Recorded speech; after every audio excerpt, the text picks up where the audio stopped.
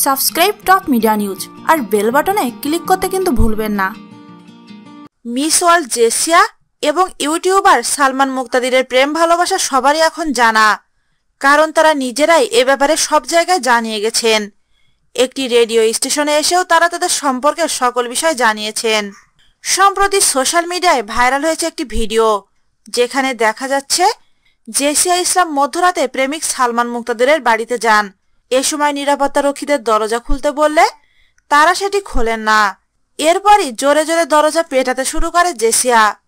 এক পর্যায়ে নিচে নেমে আসে সালমানের মা।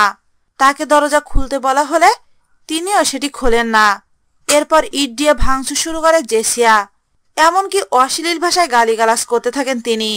কেন মধ্যরাতে প্রেমিকের বাড়িতে গিয়ে এমন কাণ্ড করলেন জেসিয়া, এই বিষয়ে এখনো কিছু জানা যায়নি।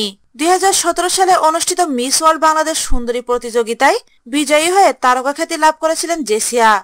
অপরদিকে ইউটিউবার হিসেবে বেশ জনপ্রিয়তা অর্জন করেন সালমান মুক্তাদির। আমাদের এই ভিডিওটি যদি আপনাদের ভালো লেগে থাকে তাহলে প্লিজ সাবস্ক্রাইব করুন, লাইক, কমেন্ট এবং শেয়ার করতেও কিন্তু ভুলবেন না।